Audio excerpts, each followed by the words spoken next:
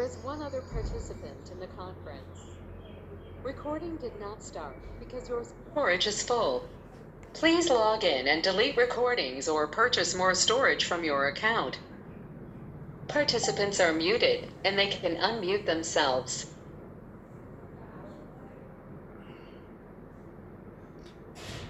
ओम नमोर्यंताणं नमो सिद्धाणं नमो आर्याणं नमो वज्रायाणं नमो लोहि सव्वसाहुणं मंगलम भगवान वीरो मंगलम गौतमो गणी मंगलम कुंद कुंदार्यो जैन धर्मोस्तु मंगलम। ओंकार बिंदु संयुक्तम नित्यं जायन्ति योगिना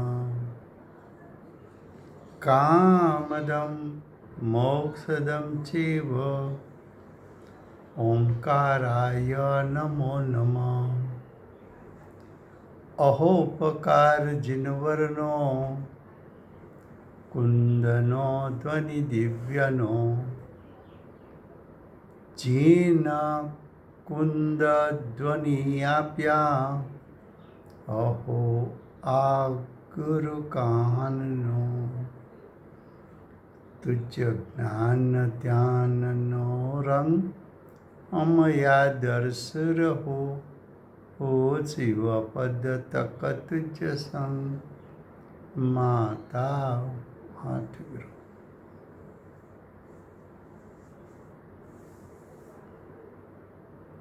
ये समयसार नाम का परम अध्यात्म शास्त्र है।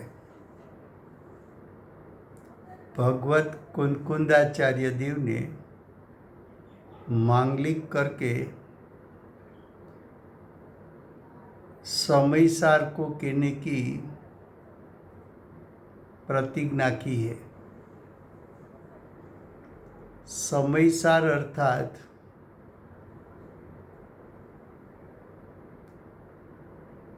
उपयोग जिसका लक्षण है, ऐसा उपयोगमय आत्मा का शुद्ध स्वभाव जिसका लक्ष्य होने से, जिसका यथार्थ ज्ञान होने से जीव को सम्यक दर्शन सम्यक ज्ञान की प्राप्ति होती है। इसलिए आचार्य भगवान समयसार का स्वरूप दिखाकर उसका लक्ष्य कराकर जीवों को सम्यक दर्शन सम्यक ज्ञान सम्यक चारित्र प्रकट कराना चाहते हैं। ऐसे समयसार शास्त्र में दूसरा अधिकार कर्ता कर्म अधिकार चलता है। कर्ता कर्म अधिकार में गाथा 128 129 उसका गाथार्थ चलता है। 128 129 गाथा उसका विषय है कि ज्ञानी के सब भाव, ज्ञानी के सब परिणाम ज्ञानमय होता है और अज्ञानी के सब परिणाम अज्ञानमय होता है। उसमें से ज्ञानमय भाव में से ज्ञानमय भाव उत्पन्न होता है। इसलिए ज्ञानी को सर्वभाव वास्तव में ज्ञानमय है, यहाँ तक विषय चला है। तो देखो गाथा 128-29 उसका गाथार्थ पेज नंबर 205 उसकी लास्ट लाइन है। और क्योंकि अज्ञानमयी भाव में से, अज्ञानमयी भाव किसको कहते हैं कि अज्ञानी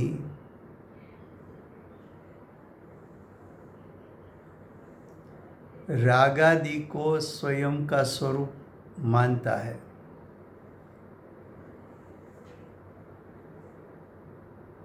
अज्ञानी असमान जाति द्रव्य पर्याय मेरा स्वरूप है ऐसा जानता है। जो शुभाशुभ भाव दुखमयी है उसको सुखमयी जानता है। शुभ भाव में अज्ञानी को एकत्व बुद्धि है। शुभ भाव जब होता है तो उसमें अज्ञानी को ठीकपना लगता है, तो शुभ भाव उसको करने जैसा लगता है।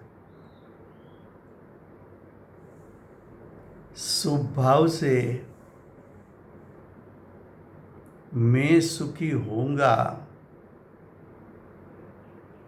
ऐसा अज्ञानी मानता है। शुभ भाव में जैसा एकत्व बुद्धि है वैसी तरह अशुभ भाव में भी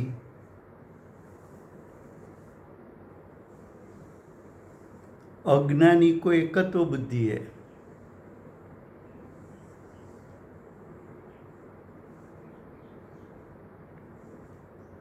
शरीर परद्रव्य, परद्रव्य में हूँपना करना वो मिथ्यात्व है, सबसे बड़ा अशुभ भाव है। शरीर में हूँपना करना अज्ञानी को अच्छा लगता है तो करेगा पाप भाव, तीव्र पाप भाव, जिसका फल अनंत संसार है। फिर भी उसमें एकत्व बुद्धि करता है, ठीकपना लगता है।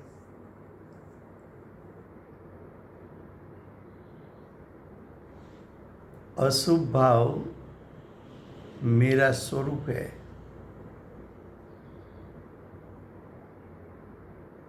अज्ञानी अज्ञान दशा में हिंसा करे, झूठ बोले, चोरी करे, एक इंद्री, दो इंद्री, तीन इंद्री, चार इंद्री, जीवों की हिंसा उसके निमित्त से होवे तो भी उसमें पाप भाव करने जैसा लगता है।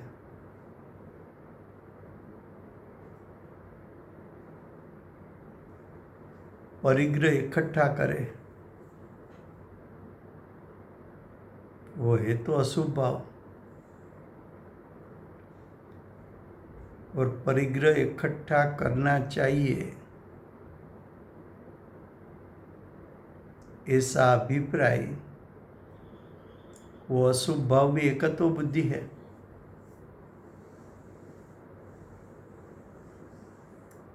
ये सब अज्ञानमयी भाव है।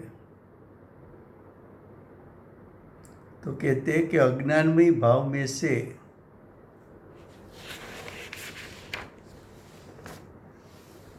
अज्ञानमयी भाव उत्पन्न होता है,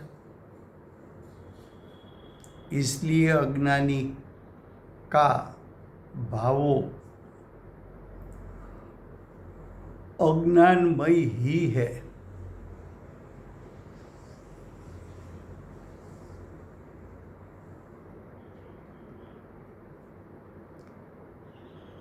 हम सब अनादिकाल के अज्ञानी हैं।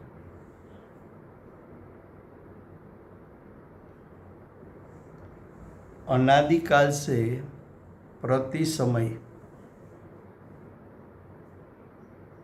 अज्ञान की उत्पत्ति करते हैं।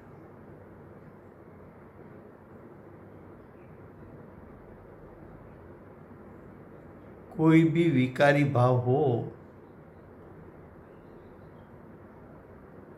अज्ञानी को ऐसा नहीं लगता है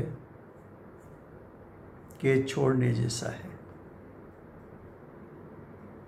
जो विकार है, विभाव है, दुखदायक है, छोड़ने जैसे हैं, ऐसा भाव अज्ञानी प्रति समय उत्पन्न करता है और करने जैसा जानता है। उसको अज्ञान कहा।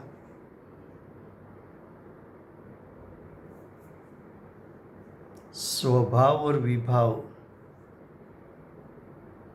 स्वभाव उसका त्रिकाल है, विभाव वर्तमान समय में उत्पन्न हुआ है। स्वभाव विभाव दोनों विद्यमान होते हुए भी स्वभाव का लक्ष्य छोड़ देना, वो भी अज्ञान है। विभाव जो दुखदायक है, अनंत संसार का कारण है, ऐसा भाव, विभाव भाव, उसको करने जैसा लगना और उसका कर्ता बनना और उसके फल में द्रव्य कर्म बंद होता है और कर्म के उदय में संसार मिलता है। ऐसे भाव भी अज्ञानी को अज्ञान दशा के कारण अनादिकाल से करने जैसा लगता है।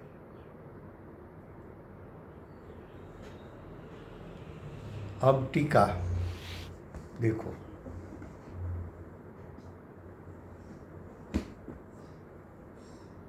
वास्तव में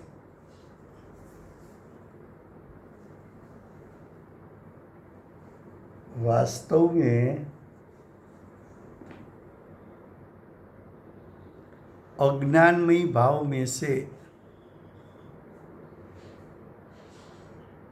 जो कुछ भी भाव होता है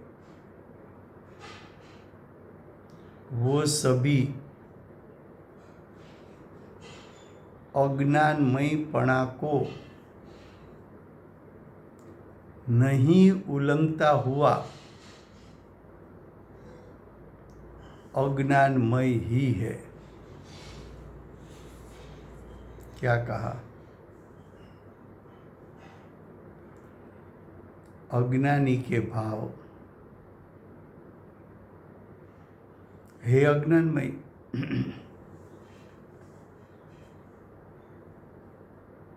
वो अज्ञानमयपणा को त्यागता नहीं है।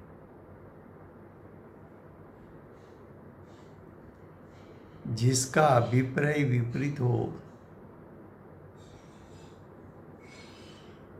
वो अज्ञानी है। जिसको स्वपर का भेद ज्ञान न हो वो अज्ञानी है। अज्ञानी के परिणाम की जात यानी स्वभाव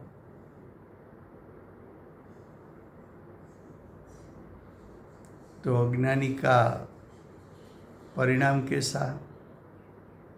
स्वभाव से विपरीत।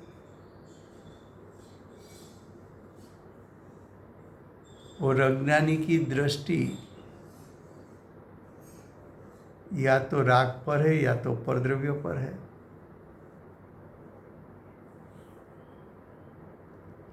अज्ञानी की दृष्टि राग पर है, उसका अर्थ मोह राग द्वेष पे एकत्व है। एकत्व है उसका अर्थ मोह राग द्वेष करने जैसा लगता है, छोड़ने जैसा नहीं लगता है।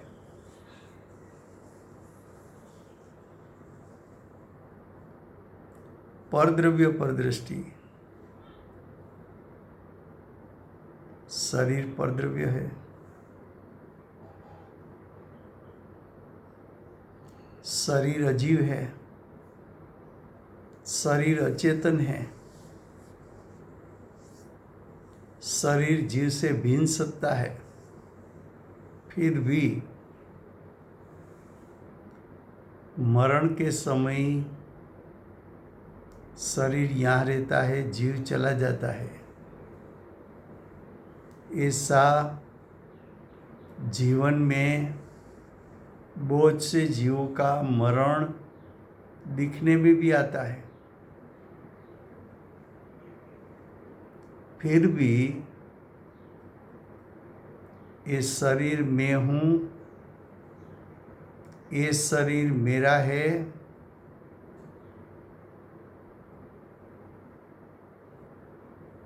वो शरीर पर दृष्टि टिका कर बैठा है। शरीर तेरा स्वरूप नहीं, शरीर के स्पर्श रस गंध वर्ण उसका लक्षण, वो तेरा लक्षण नहीं। शरीर रूपी, वो तेरा स्वरूप नहीं। शरीर का द्रव्य क्षेत्र काल भाव, वो तेरा द्रव्य क्षेत्र काल भाव नहीं। शरीर की सत्ता जीव की सत्ता से भिन्न, तेरी सत्ता से भिन्न, फिर भी 24 घंटा प्रति समय ये शरीर, ये मैं पुरुष हूँ, मैं स्त्री हूँ, ऐसा अज्ञानमय भाव। तो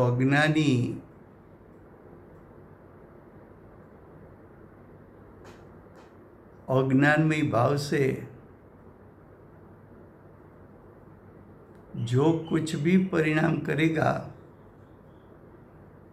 वो सब परिणाम अज्ञानमय ही होता है।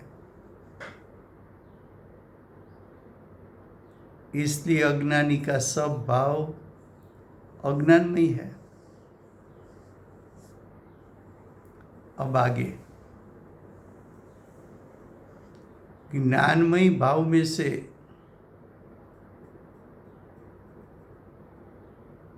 ज्ञानी कैसा है?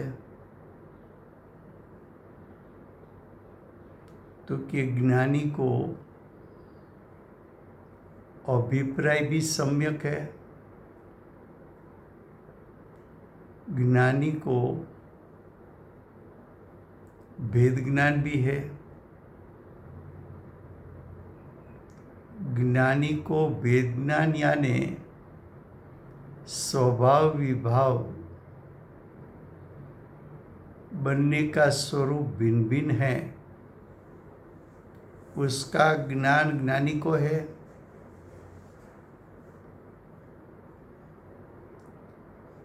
मेरा आत्मा कर्म के उदय से भिन्न है, ऐसा ज्ञान भी ज्ञानी को है। और शरीर से मेरी सत्ता भिन्न है, ऐसा भी ज्ञान ज्ञानी को है। तो ज्ञानी के सब परिणाम ज्ञानमयी है, और ज्ञानमयी भाव में से जो कुछ भाव उत्पन्न होगा वो ज्ञानमयी भाव को छोड़ेगा नहीं, ज्ञानमय ही रहेगा। इसलिए ज्ञानी का सब भाव ज्ञानमय है।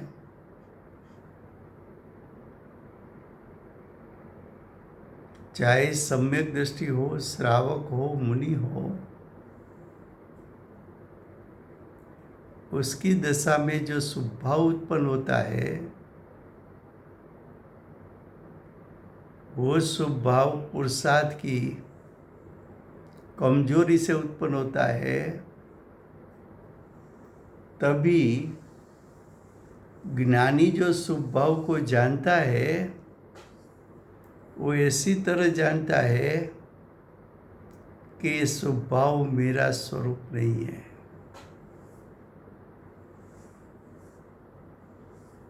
ये शुभ भाव विभाव है।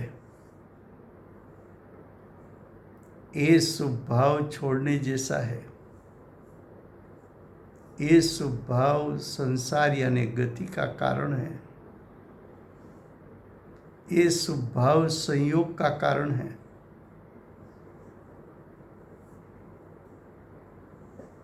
तो ज्ञानमयी भाव में से चाहे ज्ञानी निर्विकल्प दशा में हो या चाहे सविकल्प दशा में हो,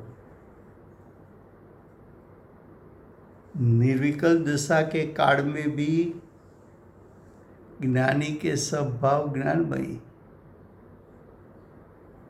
और सविकल्प दशा के काल में भी ज्ञानी के सब परिणाम ज्ञानमयी।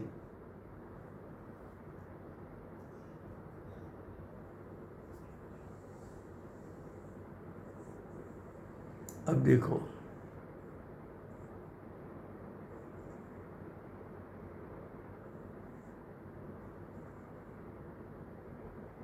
फिर से गुजराती में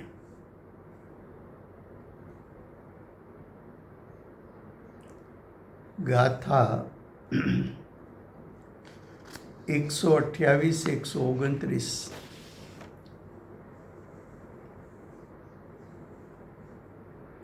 એનો ગાથાર્થ ચાલે છે। પેજ નંબર 205 એની છેલ્લી લીટી છે। અને કારણ કે અજ્ઞાનમય ભાવમાંથી અજ્ઞાનમય ભાવ કોને કહેવો?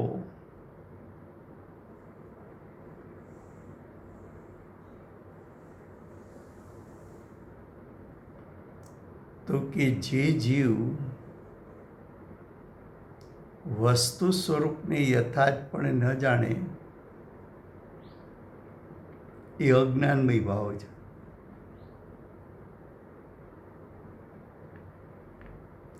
પ્રયોજનથી વાત કરીએ તો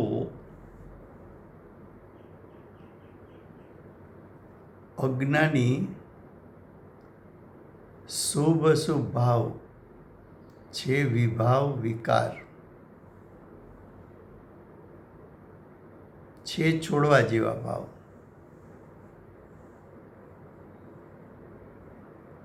એ શુભ અશુભ ભાવ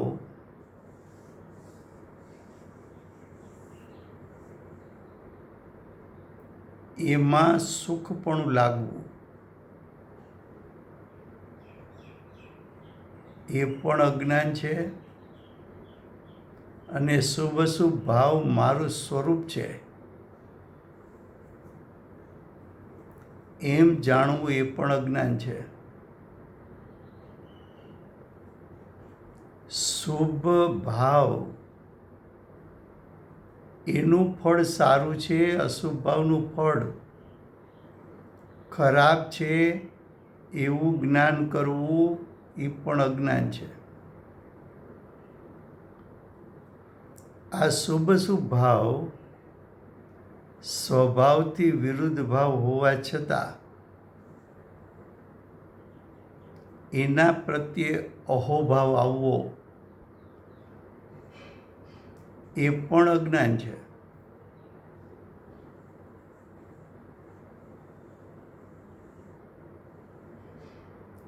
સ્વભાવ કરવા જેવા લાગવા કે અશુભ ભાવ કરવા જેવા લાગવા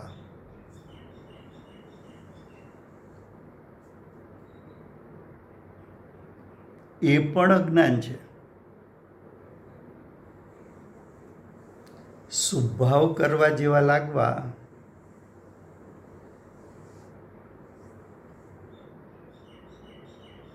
ભગવાનના અભિષેક કરે, પૂજા કરે, ભક્તિ કરે, સ્વાધ્યાય કરે ત્યારે જે શુભ ભાવ થઈ રહ્યા છે એ શુભ ભાવથી મારો જ્ઞાયક સ્વભાવ જુદો છે.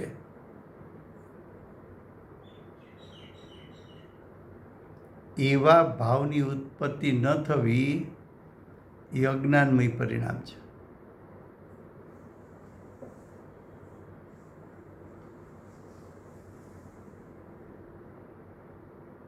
શુભ ભાવ જ અજ્ઞાનીને ગમે છે અને અશુભ ભાવ નથી ગમતા એવું પણ નથી.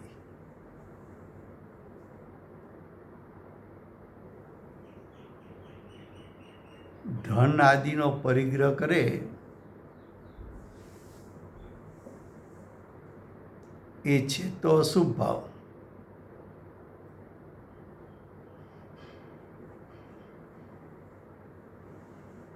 ધન કમાવાની ઈચ્છા છે તો અશુભ ભાવ.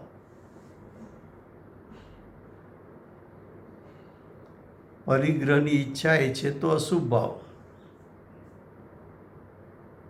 એ અશુભ ભાવ છોડવા જેવો લાગે છે.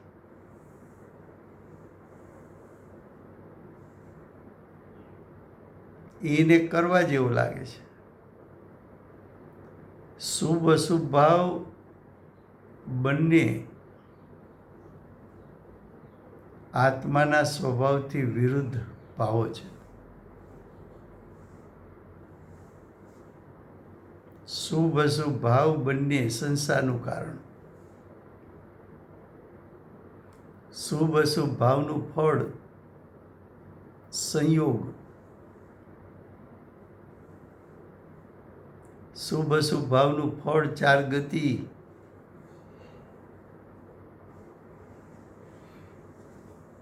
શુભ અશુભ ભાવનું ફળ દુઃખ. શુભ અશુભ ભાવનું ફળ કર્મનું બંધન. છતાં એ ભાવ કરવા જેવા છે એમ જાણવું એ તો અજ્ઞાનમય ભાવ છે.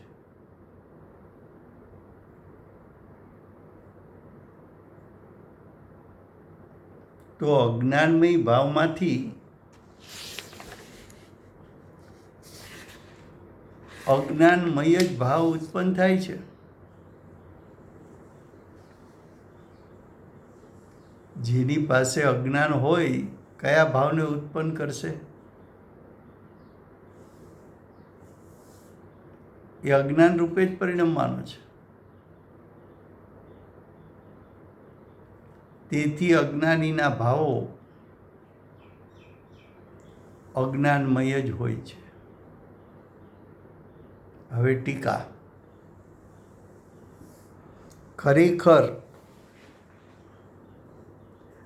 અજ્ઞાનમય ભાવમાંથી જે કાંઈ પણ ભાવ થાય છે તે સઘળોએ અજ્ઞાનમયપણાને નહીં ઉલ્લંઘતો થકો અજ્ઞાનમય જ હોય છે.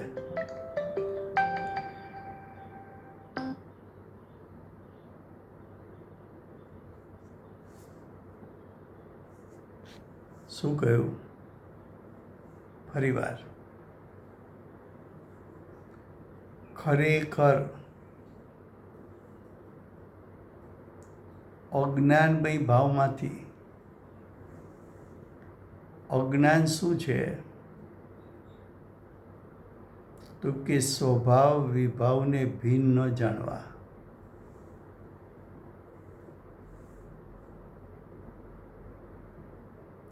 અજ્ઞાન શું છે? પોતાના આત્માનું દ્રવ્ય ક્ષેત્ર કાળભાવ શરીરના દ્રવ્ય ક્ષેત્ર કાળભાવથી ભિન્ન છે એમ ન જાણવું એ અજ્ઞાન છે.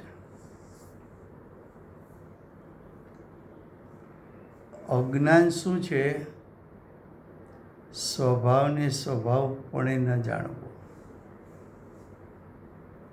વિભાવને વિભાવપણે ન જાણવો.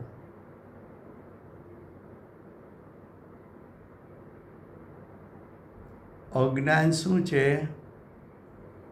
તો કે અસમાન જાતિ દ્રવ્ય પર્યાય એ મારું સ્વરૂપ છે એમ જાણવું એ અજ્ઞાન છે. હું સ્વભાવથી રાગી દ્વેષી છું એમ જાણવું એ અજ્ઞાન છે. શુભ ભાવ સારા ને અશુભ ભાવ ખરાબ એમ જાણવું એ અજ્ઞાન છે.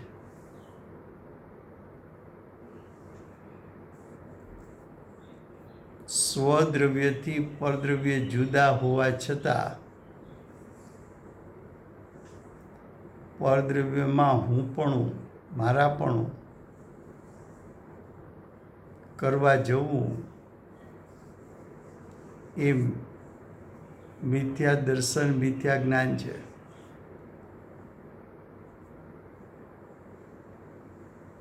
હવે આવા અજ્ઞાનમય ભાવ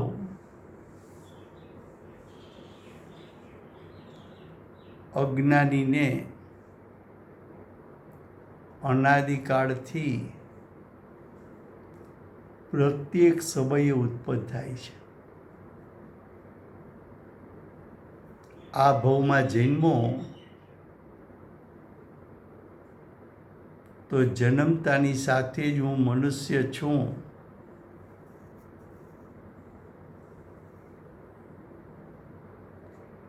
એવા ભાવ સાથે પરિણામ ઉત્પન્ન થાય છે.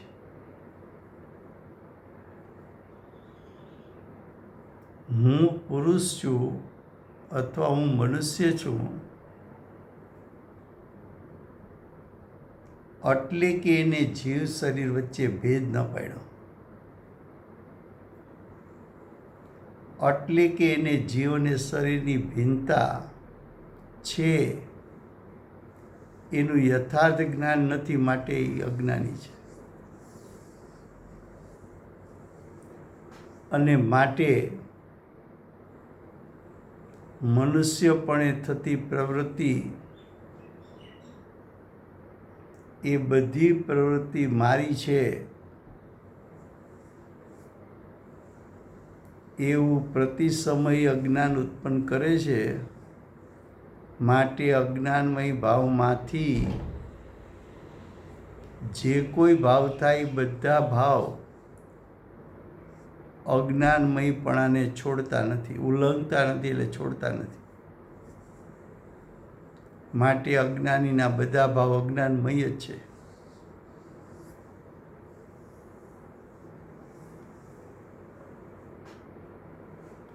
અજ્ઞાનીનો અભિપ્રાય વિપરીત છે. વિભાવ વિકાર આત્માનું સ્વરૂપ ન હોવા છતાં એને આત્માનું સ્વરૂપ છે એવું માનવું એ અભિપ્રાયની વિપરીતતા મિથ્યાત્વ છે. વિભાવ આત્માનું સ્વરૂપ નથી છતાં આત્માનું સ્વરૂપ જાણવું એ મિથ્યા જ્ઞાન એટલે અજ્ઞાન છે. અને વિકાર વિભાવ રૂપે પરિણમવું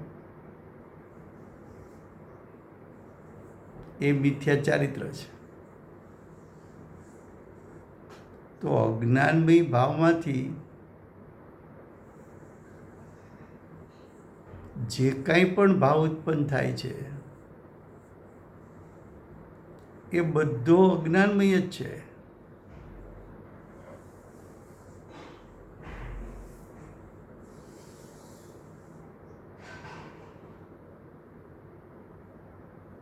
અજ્ઞાન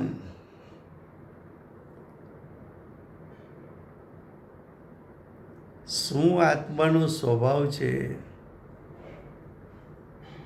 આત્માનો સ્વભાવ કેવો છે? હું જ્ઞાન આનંદમય સ્વભાવી છું. હું ચૈતન્યમય સ્વભાવી છું. હું એક અરૂપી પદાર્થ છું. હું શુદ્ધ છું. હું પૂર્ણ છું. એવું આત્મ સ્વરૂપ હોવા છતાં આત્માનું સ્વરૂપ અરૂપી હોવા છતાં રૂપી માનવું. આત્મા ચૈતન્ય સ્વભાવી હોવા છતાં સ્પર્શ રસગંધ વર્ણવાળો માનવો. આત્મા સ્વભાવથી શુદ્ધ હોવા છતાં વિભાવને પોતાનું સ્વરૂપ જાણવું.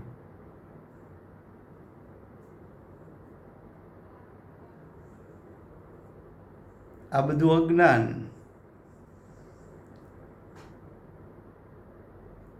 હવે જો અજ્ઞાન રૂપે પરિણમે, અજ્ઞાની રીએ તો અજ્ઞાનીને જો જે કોઈ ભાવ થાય કેવા થાય તો કે અજ્ઞાનમય.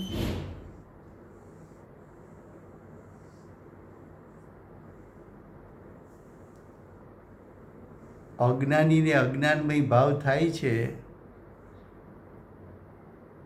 એ વાત કેવી રીતે સમજાય? તો કે તારો જીવ ક્યારથી છે? અનાદિનો છે. તું પરિણમે છે ક્યારથી? તો કે અનાદિકાળથી. અનાદિથી આજ દિવસ સુધીમાં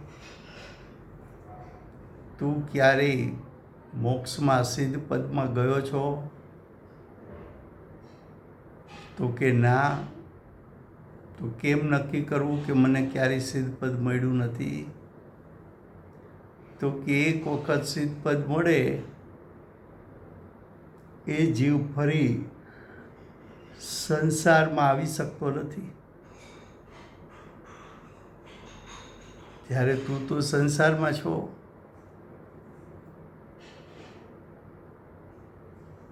હવે તું અનાદિકાળથી સંસારમાં છો તો અનાદિથી આજ દિવસ સુધી તારા બધા પરિણામ અજ્ઞાનમય ઉત્પન્ન થયા કે જ્ઞાનમય ઉત્પન્ન થયા? નક્કી કરી લે.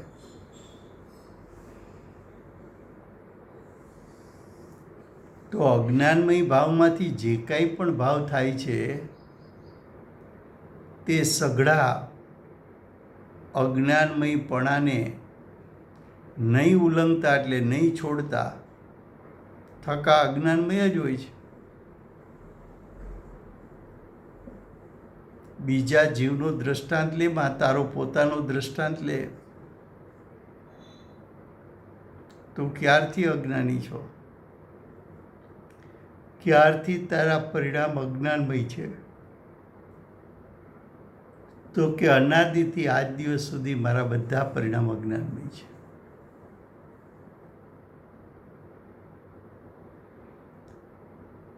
તેથી અજ્ઞાનીના ભાવો બધા અજ્ઞાનમય હોય છે. હવે જ્ઞાનમય ભાવમાંથી, જ્ઞાનમય ભાવ કોને કીધા? કે જે જ્ઞાન સ્વભાવ વિભાવ વચ્ચે ભેદ જ્ઞાન કરી શકે એ પરિણામને જ્ઞાનમય કહ્યા. અથવા આત્મા અને કર્મનો ઉદય બંનેની સત્તા ભિન્ન છે એવું જાણનારું જ્ઞાન એ જ્ઞાનમય ભાવ છે. અથવા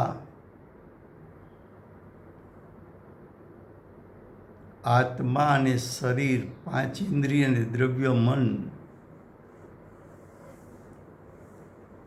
એનું સ્વરૂપ આત્માના સ્વરૂપથી ભિન્ન છે એવું યથાર્થપણે નિર્વિકલ્પ દશામાં જાણનારું જ્ઞાન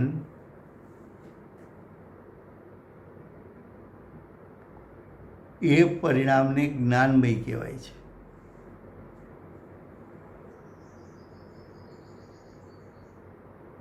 અજ્ઞાની આ સ્વભાવ છે ને આ વિભાવ છે એટલું વિચારવા માટે પણ ઊભો રહેતો નથી. આ આત્મા છે ને આ કર્મનો ઉદય છે એટલું વિચારવા માટે પણ અજ્ઞાની ઊભો રહેતો નથી. આ જીવ છે ને આ શરીર, પાંચ ઇન્દ્રિય ને દ્રવ્ય મન એ તો બધા રૂપી છે. મારો શુદ્ધાત્મા અરૂપી છે. એટલોય વિચાર ક્યારેય અજ્ઞાનીએ કર્યો નથી.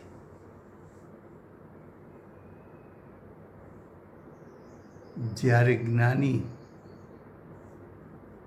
જ્ઞાની કહેતા ચોથું ગુણસ્થાન, જ્ઞાની સાધક કહેતા 4 થી 12 ગુણસ્થાન અને પરમાત્મા કહેતા અર્યંત અને સિદ્ધ પદ.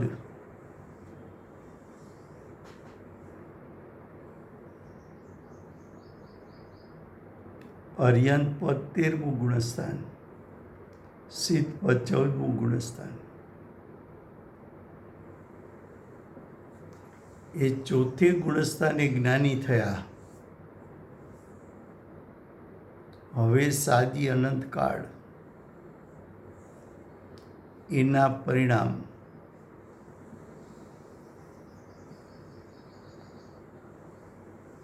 જ્ઞાનમય ભાવને ઉત્પન્ન કરશે. કેમ? તો કે જ્ઞાનીની દ્રષ્ટિ જ્ઞાયક ઉપર છે. જ્ઞાનીની દ્રષ્ટિ વિભાવ કે શરીર ઉપર નથી.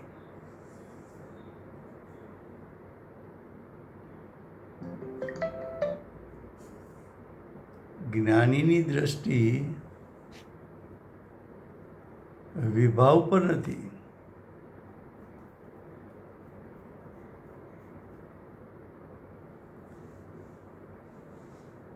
જ્ઞાનીની દ્રષ્ટિ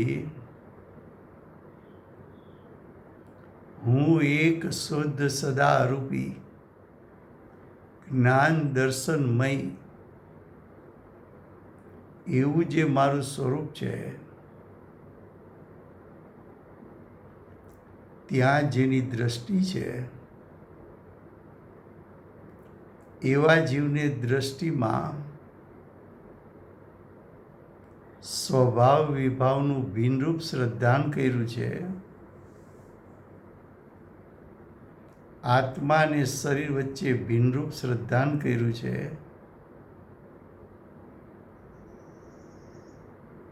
એવો જીવ સ્વભાવ વિભાવ બંનેનું સ્વરૂપ જાણીને બંનેનું સ્વરૂપ ભિન્ન ભિન્ન છે એવો વિવેક કરીને વિભાવનું લક્ષ છોડીને સ્વભાવનું લક્ષ કરતો હોવાથી એના સ્વભાવમાંથી પ્રગટ થતા પરિણામ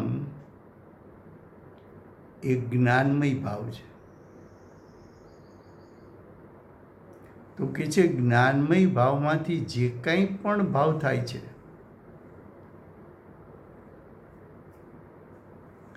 તે સઘળોય જ્ઞાનમયપણાને નહીં ઉલ્લંઘતો થકો.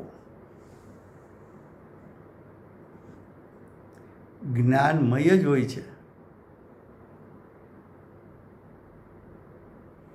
તેથી જ્ઞાનીના ભાવો બધાય જ્ઞાનમય હોય છે. अब भावार्थ।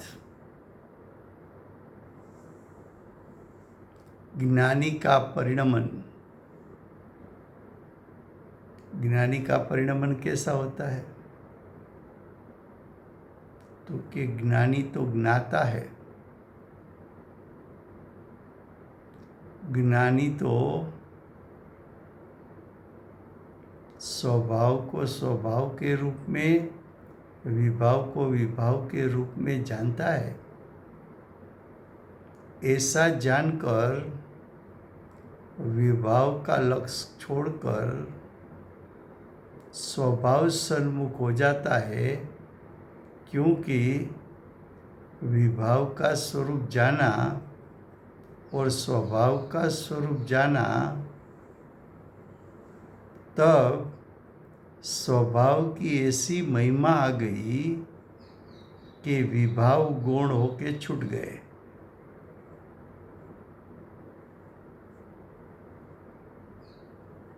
तो ऐसे ज्ञानी का परिणमन अज्ञानी के परिणमन से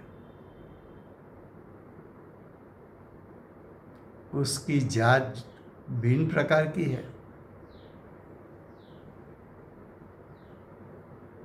ज्ञानी का परिणमन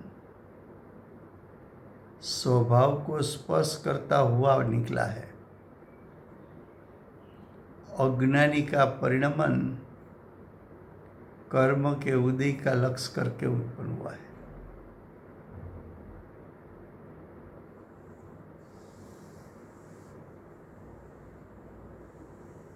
तो ज्ञानी का परिणमन ज्ञायक अनुसार, अज्ञानी का परिणमन कर्म का अवलंबन लिया तो कर्म अनुसार। ज्ञानी का परिणमन शुद्ध, अज्ञानी का परिणमन अशुद्ध। ज्ञानी का परिणमन सम्यक दर्शन रूप, अज्ञानी का परिणमन मिथ्यात्व रूप। ज्ञानी का परिणमन सम्यक ज्ञान स्वरूप, अज्ञानी का परिणमन मिथ्या ज्ञान स्वरूप। ज्ञानी सम्यक चारित्र रूप परिणमन करता है, अज्ञानी मिथ्या चारित्र रूप परिणमन करता है। ज्ञानी अतीन्द्रिय ज्ञान सुख, उसका उसको स्वाद आता है। अज्ञानी को विभाव का स्वाद आता है। तो क्या कहा? ज्ञानी का परिणमन और अज्ञानी का परिणमन। तो ज्ञानी का परिणमन अज्ञानी के परिणमन से भिन्न प्रकार का है। अज्ञानी का परिणमन अज्ञानमय है और ज्ञानी का परिणमन ज्ञानमय है। इसलिए अज्ञानी का क्रोध मान वो अशुद्ध परिणाम, क्रोध और मान। व्रत शुभ परिणाम, तो अज्ञानी को अशुभ परिणाम भी होता है, शुभ परिणाम भी होता है। ये सर्व भाव चाहे शुभ हो कि अशुभ हो, अज्ञानी को शुद्ध परिणाम तो उत्पन्न होता नहीं है। शुद्ध नहीं होता है तो कौन से परिणाम रूप परिणमन करेगा? तो कि शुभ अशुभ, शुभ अशुभ दोनों अशुद्ध परिणाम है। दोनों दुखदायक परिणाम है। दोनों का फल चार गति यानी संसार है, पंच परावर्तन है, 84 लाख योनि में जन्म है।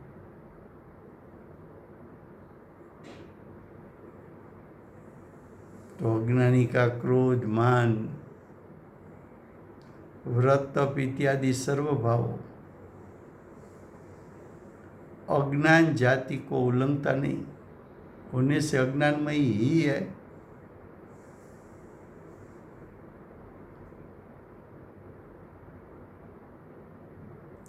अज्ञानी को प्रति समय मिथ्यात्व और अज्ञान वर्तता है।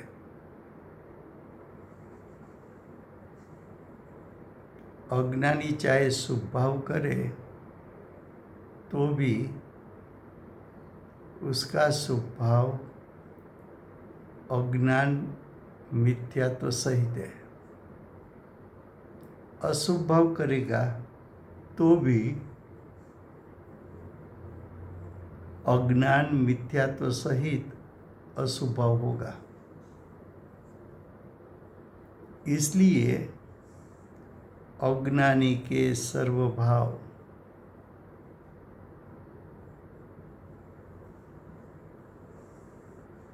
अज्ञानी को अनंतानुबंधी क्रोध, मान, माया, लोभ है।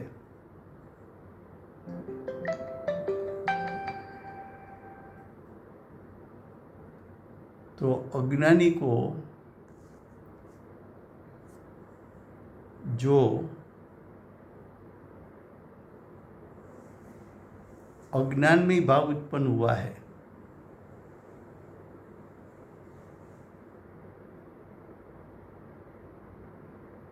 वो तो सर्व भाव अज्ञानमय है।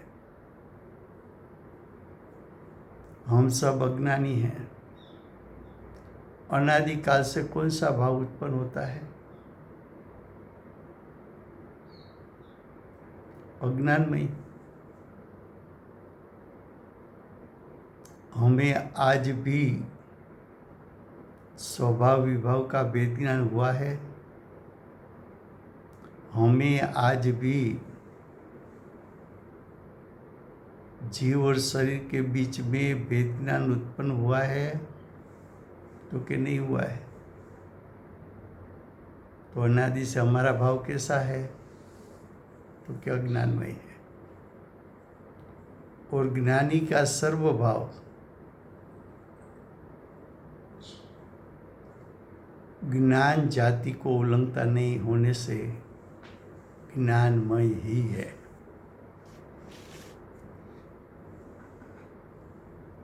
यहाँ तक रखते हैं। अगला श्लोक कल चलेगा।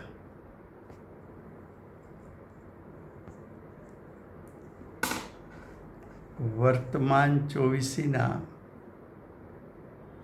આખરી તીર્થંકર બાલ બ્રહ્મચારી મહાવીર ભગવાનનો જય હો।